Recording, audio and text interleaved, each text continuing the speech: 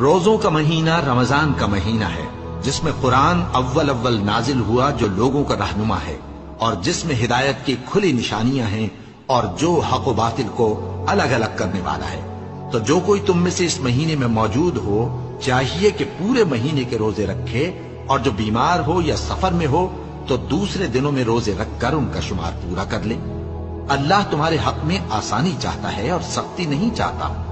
اور یہ آسانی کا حکم اس لیے دیا گیا ہے کہ تم روزوں کا شمار پورا کر لو، اور اس احسان کے بدلے کہ اللہ نے تم کو ہدایت بخشی ہے تم اس کو بزرگی سے یاد کرو اور اس کا شکر کرو۔ اور اے پیغمبر، جب تم سے میرے بندے میرے بارے میں دریافت کریں تو انہیں معلوم ہو کہ میں تو تمہارے پاس ہی ہوں۔ جب کوئی پکارنے والا مجھے پکارتا ہے تو میں اس کی دعا قبول کرتا ہوں، تو ان کو چاہیے کہ میرے حکموں کو مانیں اور مجھ پر ایمان رکھیں تاکہ نیک رستہ پائیں۔